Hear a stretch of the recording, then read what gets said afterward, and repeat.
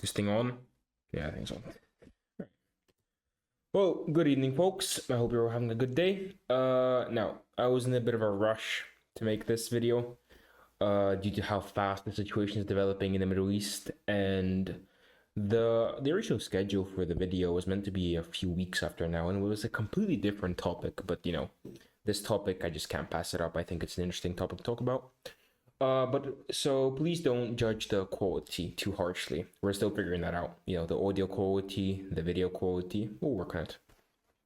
Now, what I do like that I haven't posted this video straight after the Iranian war. I posted it a bit like it's the 10th of March now, so I posted it 10 days after the war began.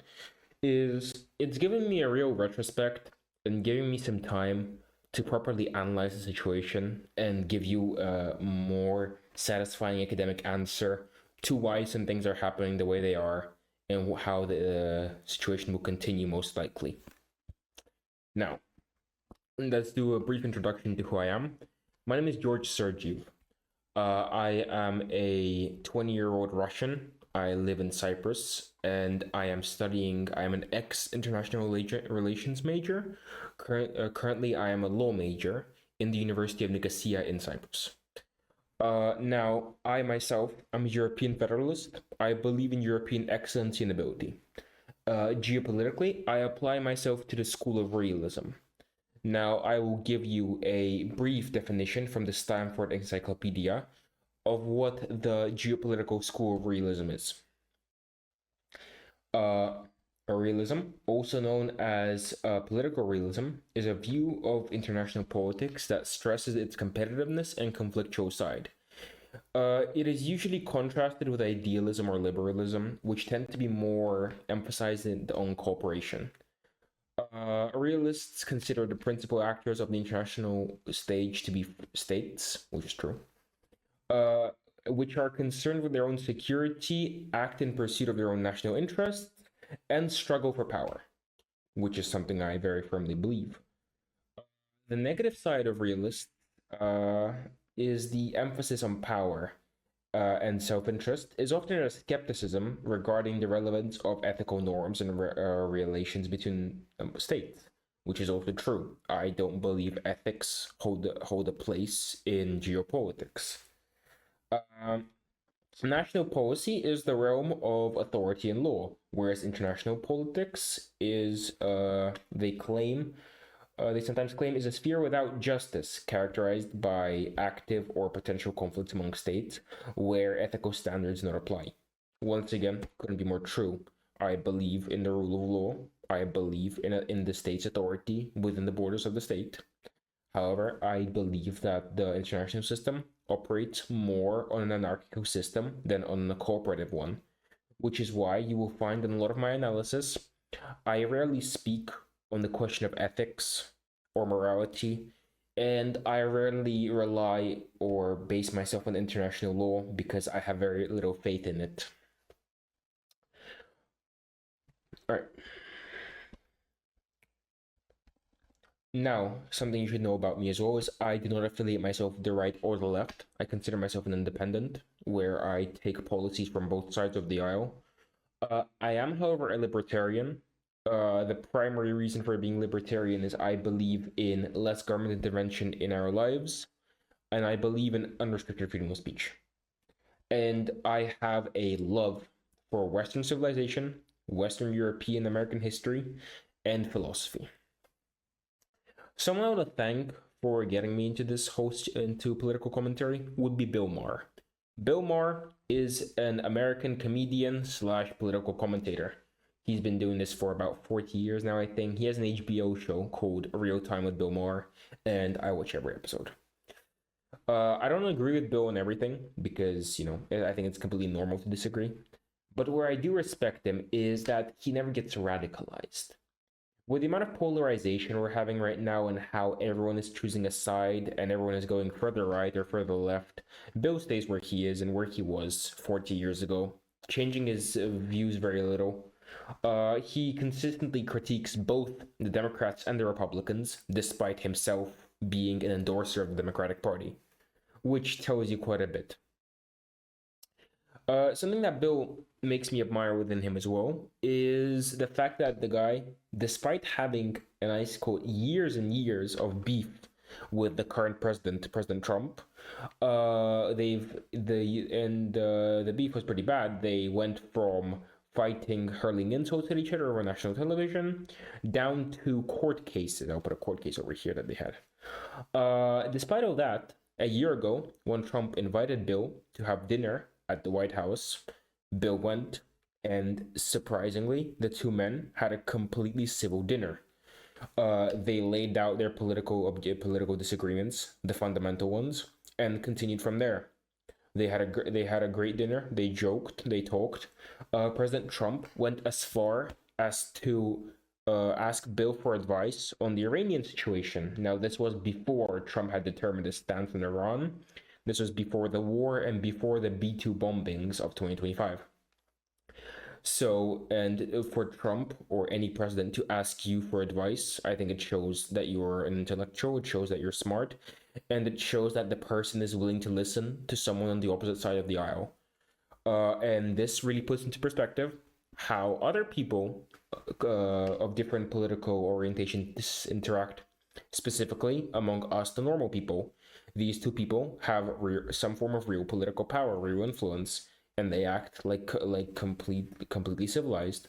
Yet when we have two people of opposing political ideologies, people of our age or even older, they can't stand each other. And this is something Bill mentioned as well. Bill talks a lot about how the world now feels like every country is just two countries because they're so divided. Most famously, this is in the US, where you have the massive divide between the Republicans and the Democrats. And Bill is one of the few people that keeps reminding everyone that this is still one country.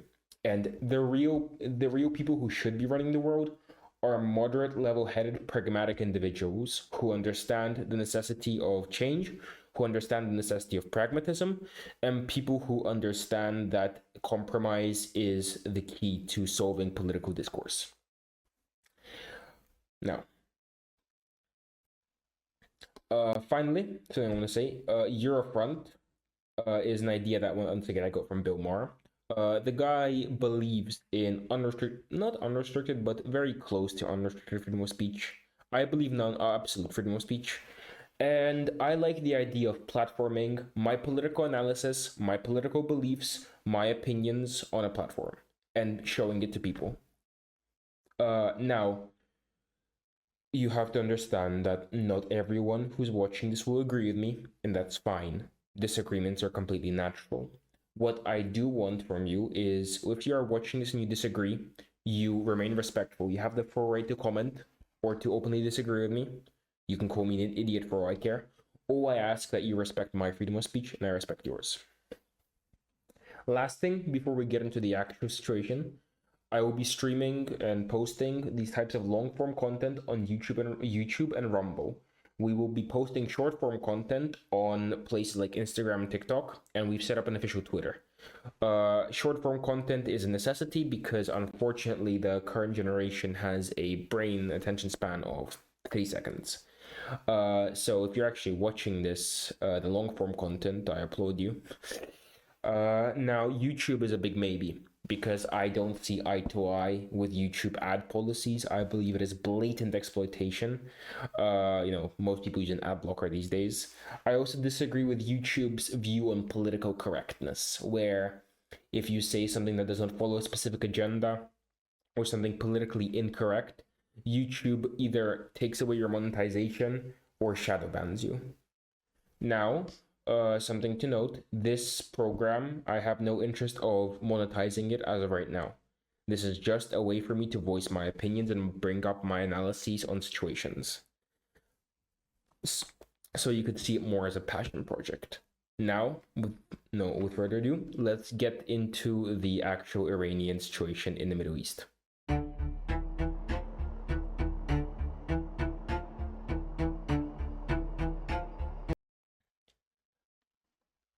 Every single event that happens in this world, especially political event, has months of buildup, has hundreds of factors, and has thousands of different individuals and interest groups influencing it.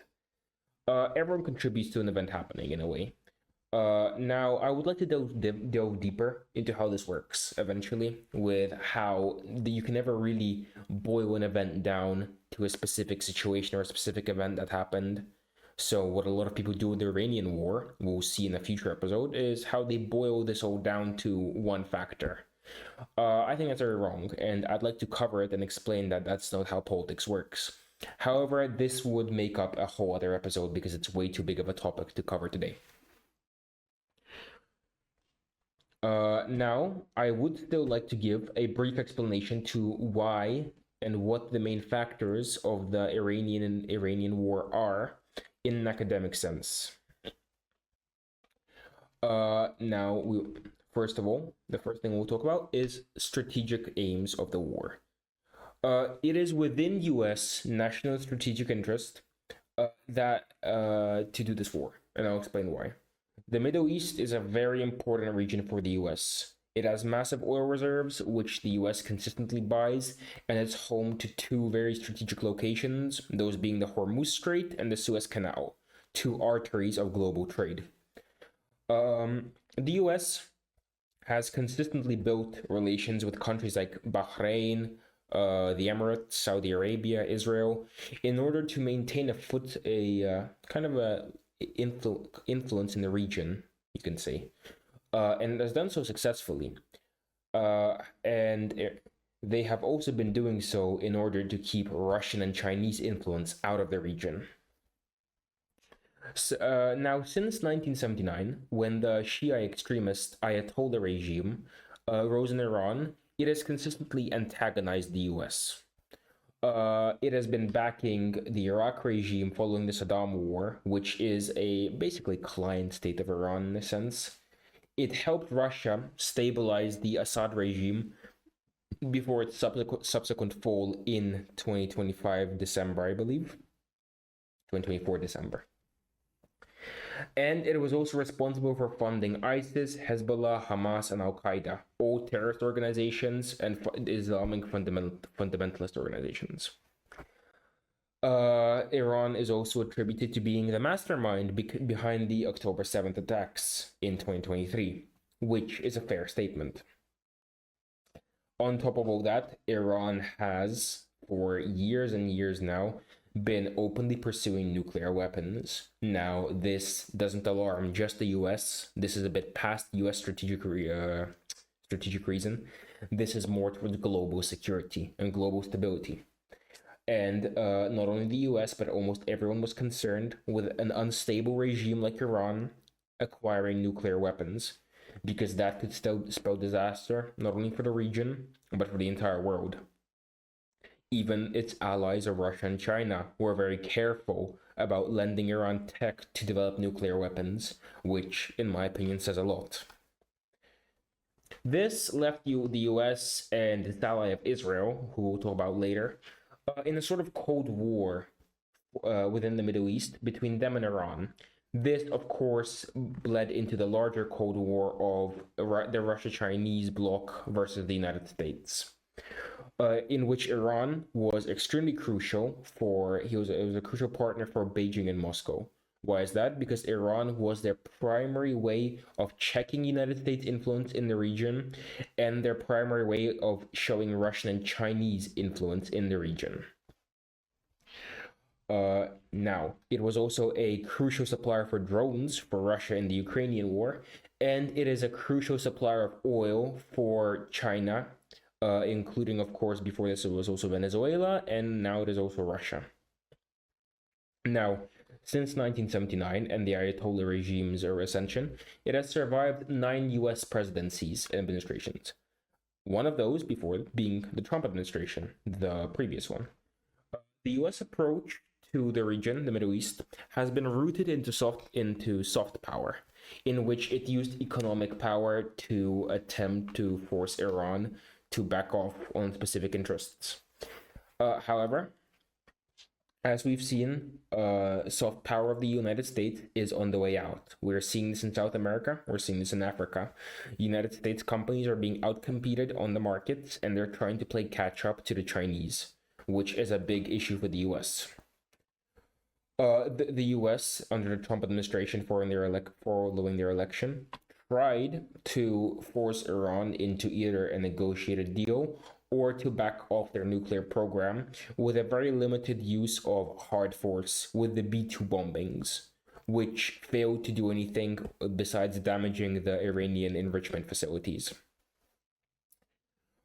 Then Trump and the administration put sanctions on Iran, which over a period of a year strangled its already strained economy, which led to strikes and riots and an attempt to overthrow the Ayatollah regime. We now believe this was a planned move by the US, that the Ayatollah regime would be so destabilized through this economic deadlock that they would collapse under their own weight. That failed to happen. The protests were put down brutally in the beginning of this year, in January 2026.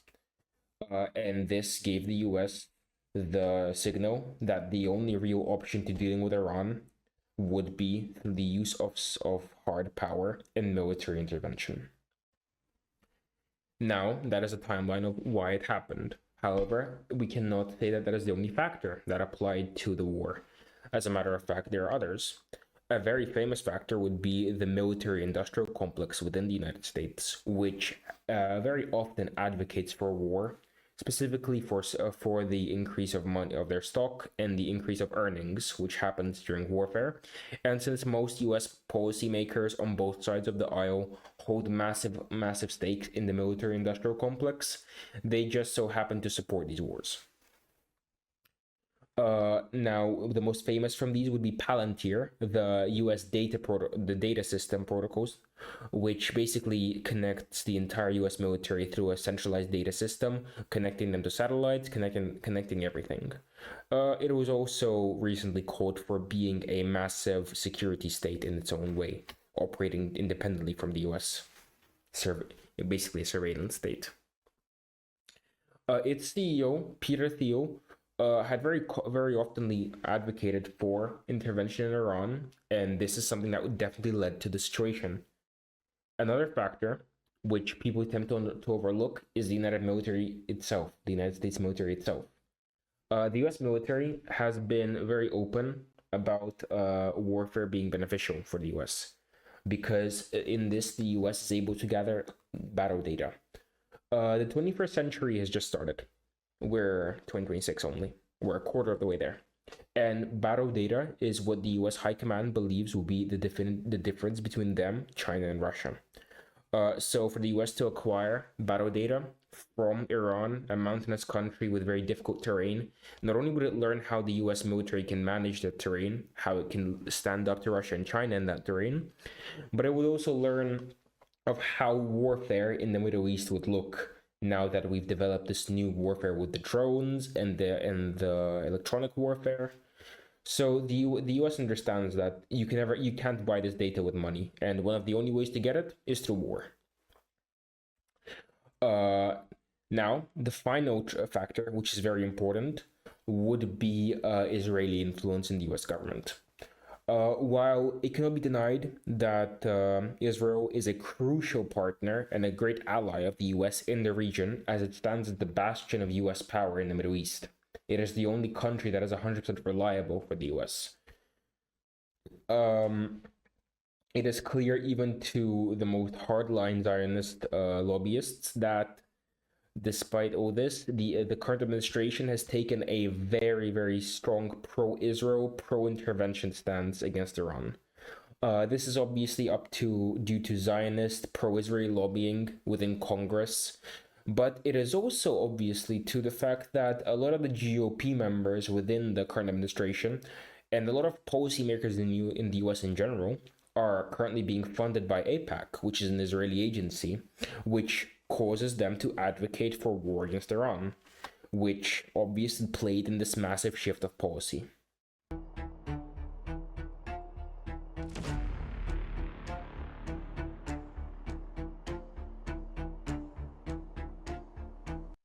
On the 28th of February, the United States, alongside Israel, delivered a salvo of missile strikes onto Iranian missile sites, missile infrastructure, and their leadership, in the process eliminating the Ayatollah Ali Khamenei and other members of the Iranian leadership.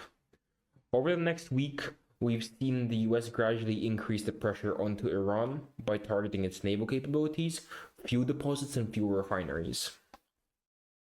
Iran, on the other hand, has responded by attacking US and British military bases stationed across neutral countries within the Gulf.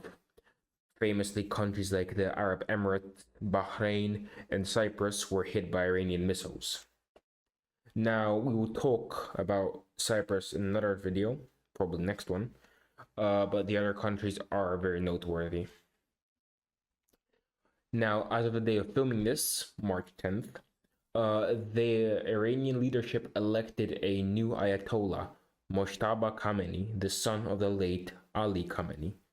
And the president of Iran has apologized for striking fellow Muslim nations in the Gulf, asking for a detente.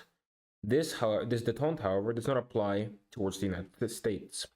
While President Trump urges Iran to surrender, the Iranian leadership, including the president, refuse to surrender and say they will fight to the end. Now, as of right now, the goals of Operation Epic Fury are not public, but anyone versed in US foreign policy can tell where this is going, and I'll tell you. This is a regime change operation. Very simple. An Iranian regime change would fundamentally change the political landscape of the Middle East and the world. Instead of having a hostile Shia extremist nation in the Middle East, we could have a pro-Western, potentially led by Prince Reza Pahlavi, the son of the late exiled Shah of the Pahlavi dynasty, led Iran. So instead of a terrorist backing state like the Shia Iran, we're going to have a Western style Iran. Now this changes absolutely everything. First of all, this puts the third largest oil reserve in the world under US influence. This would, of course, be followed up by the intervention of American oil giants entering the country to rebuild Iranian infrastructure and potentially take part of the ownership of the Iranian oil fields. This would also absolutely shatter or at least severely harm the OPEC monopoly established by Iran, which has been basically setting the price of oil for the past few decades. Now, some very optimistic economists claim that this could lead to the price of an oil barrel falling by about 50%. My estimates claim more about 20, but my estimates take into account the fact that the rebuilding of oil infrastructure and the actual amount of oil that will go into the market will be limited and will be a limiting factor towards lowering the price of oil.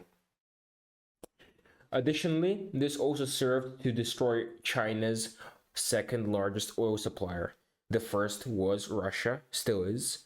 Then there was Venezuela, and now it's Iran. Now China has to rely more and more on Russian oil imports. Now, the second thing in the way this would change the world and the Middle East is the Iranian reintroduction into the global economy and more importantly, the Western world. Following the regime change, Western companies, specifically American companies, giants, would flood into Iran, rebuilding public infrastructure, with investment capitalists pouring in billions into Iranian companies.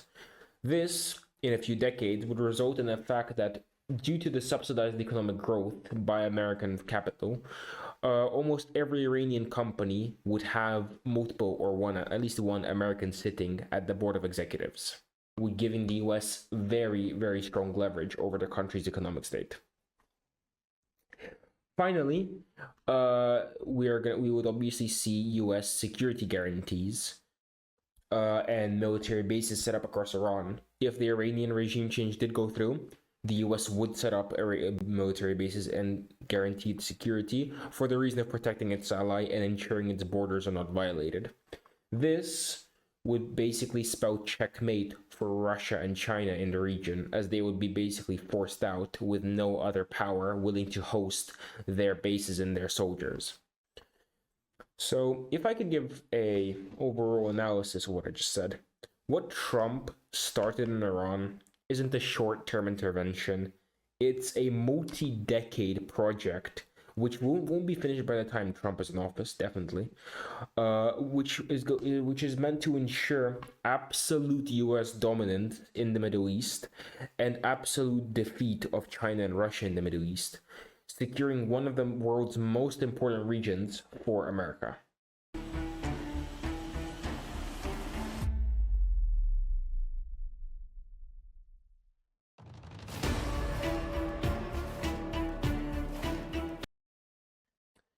Now, with that being said, the goal of Operation Epic Fury is now established. I can explain my issues with the invasion.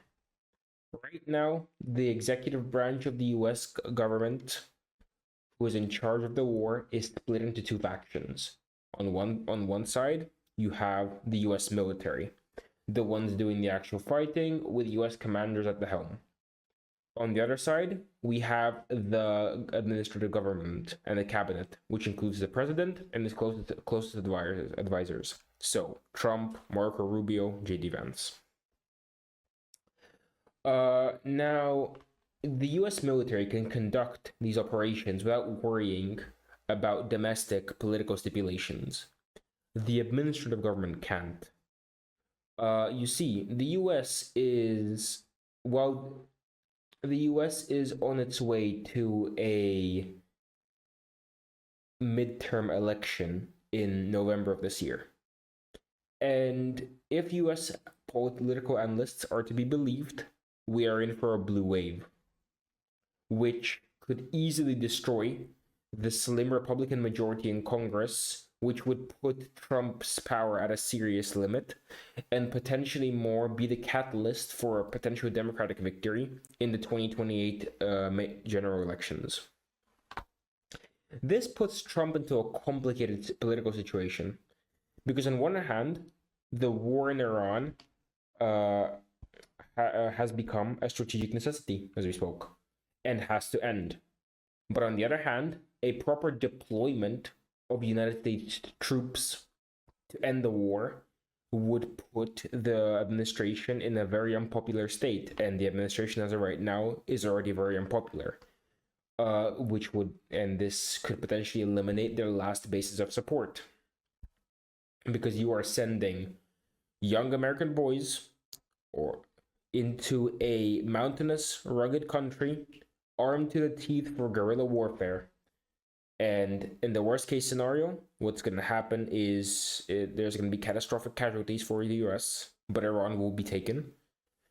On the worst case scenario is this creates another Afghanistan or another Vietnam, which is something the administration cannot handle right now. Now,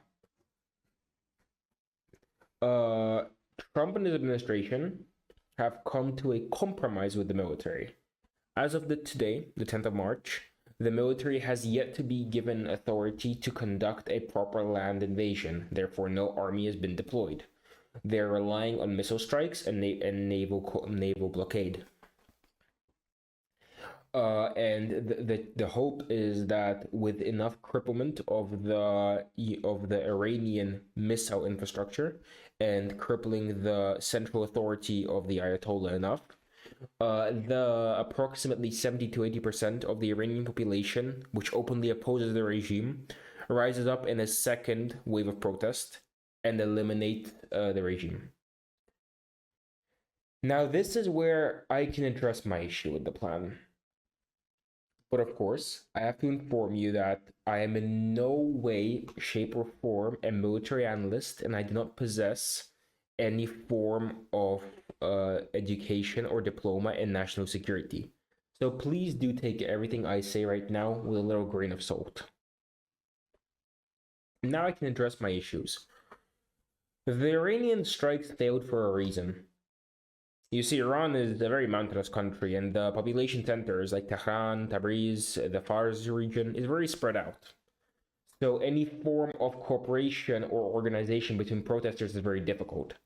Secondly, the United States, as of right now, has not been targeting the National Guard, military police, or the actual army of Iran, which all these three bodies maintain large stockpiles of munitions and rifles, meaning that if these bodies aren't destroyed before the protest rise up, we would see a repeat of what happened in January of this year, except on a much larger scale, and it would be much more brutal than we saw earlier this year.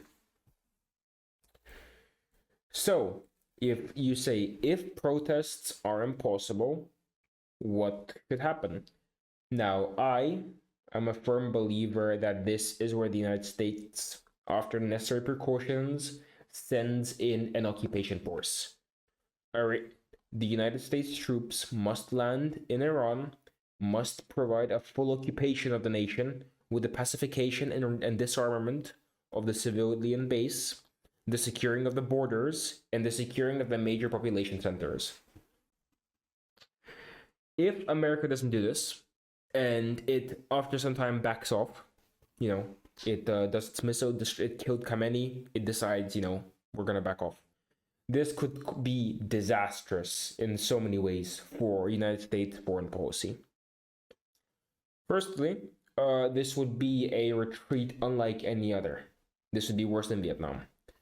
Second of all, any form of retreat or even the relaxing of any of the military pressure on Iran could give China and Russia a window to attempt to restabilize the regime and ensure it doesn't fall. Furthermore, Trump has been building up momentum since Venezuela, or should we say since the B-2 bombings of Iran, of reasserting American force. And as of right now, if America pulls out, this momentum will be broken.